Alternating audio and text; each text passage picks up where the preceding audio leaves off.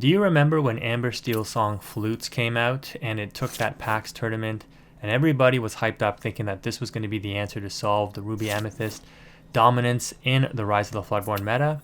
Well, this match is pretty old, not that old, but pretty old, and it was at that time when Flutes was all the rage and everybody thought this was going to be the answer. And to a certain extent it is, because the Flutes can definitely outpace and race the Ruby Amethyst deck.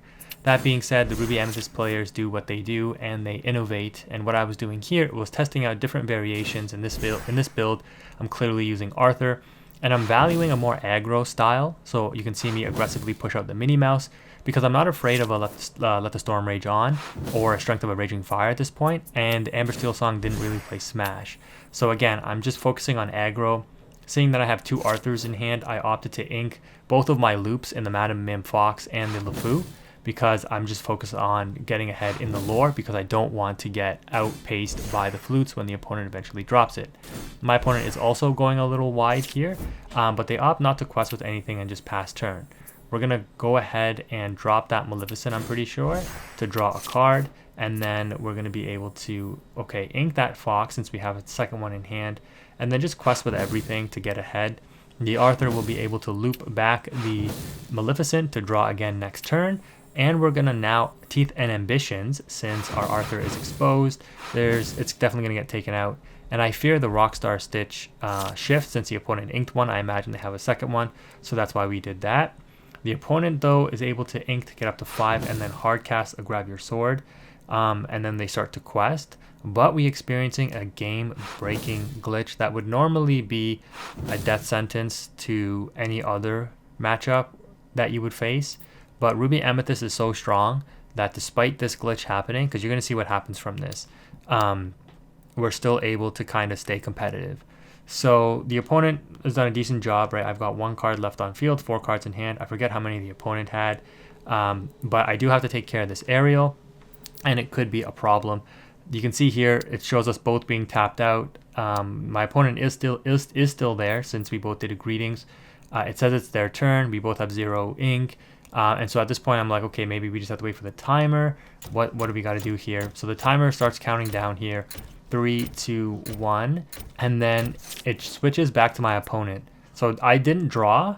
It was apparently my turn. I couldn't do anything. I couldn't ink. I couldn't, nothing could happen. And so the opponent just gets a free turn.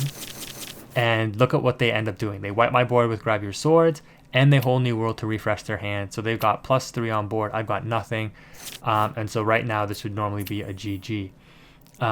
So yeah, I'm like, is it even worth staying here? But I'm like, okay, I do have a Maui which I can slow the opponent down with, and maybe dealing with Cinderella and Queen isn't the worst, but let's see what happens. So they're gonna go ahead and drop some Flutes now, and I'm like, okay, now the race is gonna be on.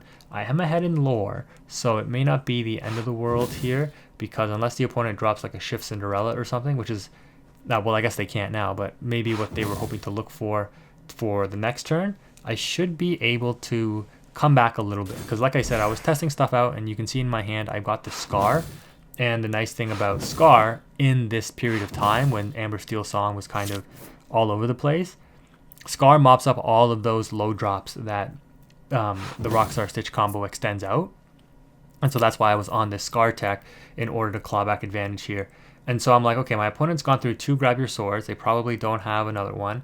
So I can just leave some damaged characters on board and just wipe the opponent's board here, and then loop things back later, like get my Scar back to hand with my Fox to refresh the damage and take it all off. So you can see here, we end up board wiping the opponent, and now it looks like we're in control after that, insane glitch that we experienced, losing an entire turn of tempo, basically giving the opponent 2 free turns in a row.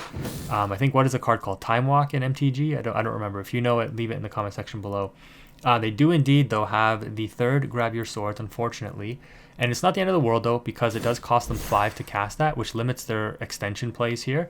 While they do clear my board, I do have Draw Engine, I do have Removal, and I'm coming up to my 9 ink, which is where I can start dropping the Maleficent. So I end up inking a Friends on the Other Side because I've got enough Draw Engine here that I don't need to worry about it too much, because I am still fearing another Whole New World, so I don't want my hand to be too big. And so we opt to just continue to pressure the opponent by dropping a number of characters on board. They have the 4th Grab Your Swords, And now these flutes are catching up, right? They've got 9 lore just like I do. The difference is I've got 3 cards in hand, they have 1.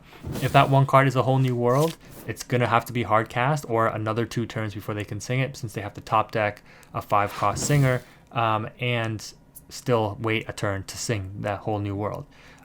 Regardless though, I'm thinking through my plays here and I'm like, okay, let me actually cast the Friends first. And with 8 ink, I pull off a pretty nice play, I would think. I quest with the Fox, use the Mim to bounce back the Fox, and then we drop Fox to bounce back. Should I do the Merlin here? But I think I do the Mim Snake, which doesn't really make sense.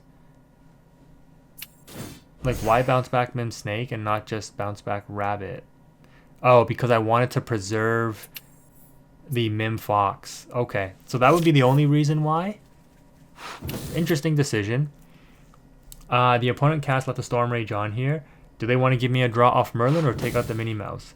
This is why you play Minnie Mouse in this matchup. Like, why you play it out at this point in the game. Normally it's just ink, but your opponent has to answer those 1 lore threats because every bit of lore matters. And them just banking on Flutes at this point isn't going to be enough. And this is where Yzma comes in real clutch.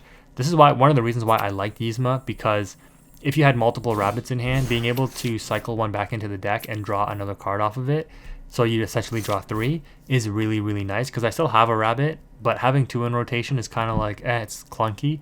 So we've got a wide board here. We've got now 6 cards in hand. The opponent inks a Cinderella, and then likely will drop a Cinderella, because there's no reason why you wouldn't drop one here, and no reason to ink it unless you had a second one. And sure enough, you can see here, they do. And they're completely out of gas. They essentially need to top deck a whole new world, otherwise this match is over. I think I just gave them the well played knowing that the match is over, because again, I've hit so far up in the ink now, like at the 10 ink mark, there's almost nothing Amber Steel Song can do to win the game if they're not already ahead. There's no way for them to close it out. Like, if they were at 17 lore and they could just continue to cast songs and win the game from Flutes before I could outquest them, that's like their win condition. Otherwise, like, this doesn't do anything, right? They had to pay 5 off of the top deck whole new world, by the way, so they did end up having a chance to come back into the game, but the board is just too hard for them to deal with. They've used up all 4 Grab Your Swords. There's nothing they can do, literally. But yeah, they end up using Flute to sing, using Flute after they sung a song, so they go up to 15. They double drop, and I think drop another card here in the Stitch, but again, they can't deal with my board. So I could just quest for game, but I just showed them that I had the alternative win condition as well in the Goat Bounce setup, and that's going to do it for that match. In this one, we're going up against a Ruby Sapphire. We get a good start with the Minnie Mouse on turn 1. The opponent gets their ideal start on Popsicle as well. And in this variation of Ruby Amethyst, I was testing out a bit of like old school stuff. So think back to like chapter 1 when this deck ran Pocket Watches, Aladdins, and Elsas. And the reason I wanted to test this build out is partly for the mirror, but also partly to deal with aggro. This particular build is not good into the Ruby Sapphire because it relies on my Aladdin surviving, and as we know, Ruby Sapphire specializes in just constant removal of any threat you put on board. The deficiency with Ruby Sapphire is now that we have alternative ways to win the game other than just dropping things on board and questing with them, you can likely just play around their removal and still win the game because Ruby Sapphire is a little slow to get started. So you can see here my opponent is getting their Fishbone Quill set up. They've got the Mother Gothel, which likely means they're playing Dinner Bell. I'm going to opt to drop a Mim Fox and not crash into the Mother Gothel, which is a questionable play.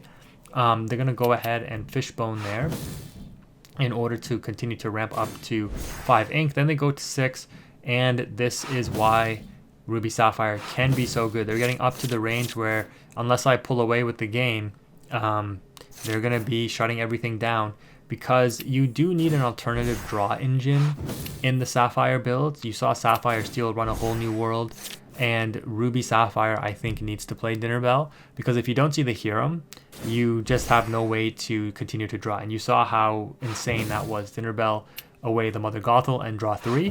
That just gave my opponent a number of different ways to stay in this match. So right now, we're not really in a good position. But we're going to be able to Yzma away this Tremaine, which we should have quested with first, but it's fine. And we are able to hopefully draw our way out of trouble. But right now it looks like the opponent has basically taken control of the match. They're establishing a bit of a wide board here. We had to lose tempo in order to draw our way out of a kind of rough situation. But the good news is we do have this Aladdin that can always end up putting a lot of distance in the lore count between us and our opponent, and that's kind of why we were running this package. Now on the Judy Hopps, they opt not to take out my item, which is interesting. They take out their own dinner bell, which is wild. I don't know why you wouldn't take out your own popsicle there if you did want to draw one, but yeah, I would definitely keep the dinner bell around unless you had a second one that you were going to be able to play. The card is just too useful, I think. So we're going to opt to drop the Honest John here, because if I play the Aladdin or the Elsa next turn, or the Yzma, all three, the opponent will just continue to lose lore. But they opt to let it go, my Honest John. And I was like really sad at that, but at the same time I can't be too upset because it did ramp me up to 8 ink. So now we're going to go ahead and drop the Aladdin, pay the 1 for the Pocket Watch, and do the Aladdin thing, which is going to be able to take out that Nick Wild and claw back 2 lore and gain 2 lore. And just like that, we take the lore lead. Now, in order to deal with this Aladdin, the opponent is going to literally spend every single card that they have in order to take it out, which leaves them only on a 2-questing Judy Hopps, which we easily have an answer for in the Teeth and Ambitions if we really wanted to. Oh, okay, nope, they used the popsicle to heal it. Interesting. But yeah, it's not going to matter. The Lady Tremaine claws back the lore. The Yzma is going to be able to draw 2 off of the Lady Tremaine going back. We ink the Maui so that we have the final ink to use the Pocket Watch on the Yzma and take out that Judy Hopps. So Pocket Watch proving to be useful in more than one scenario. I was fearful that the opponent top decked a Be Prepared there, so I opt not to overextend with like Blue Fairy. Instead, I just play the Maleficent and pass. The opponent draws, we're both on 10 ink here, so anything that we're drawing or top decking is likely going to get played, or it can get played without any delay. So clearly, yeah, they top deck a Lady Tremaine here, and I'm like, man, you probably have a Be Prepared in hand, huh? So now I'm going to go ahead and try to set up for the Aladdin play by playing the Blue Fairy, replacing itself because I dropped the Elsa as well to tap down the Lady Tremaine. And yes, I am heavily playing into that Be Prepared, but again, it costs the opponent 7 ink, which is their tempo for the turn. And this is why you should not have, imagine if the opponent did not Judy Hopps away their dinner bell. This was going to be an instant draw 3 off of that Mother Gothel. Instead, we double drop Goat and Teeth and Ambitions away the Mother Gothel, and they draw another Mother Gothel. That dinner bell is looking really nice. We're going to go ahead and drop the Tremaine, and at this point the game is pretty much over. The opponent would need to Be Prepared to stay in it. Well, now they need a Be Prepared and an ink, but even so, we're likely going to still be able to claw our way back because we have advantage. So at this point, we just quest for game, or Be Prepared for game there off of the double goats, and that's going to wrap up this video.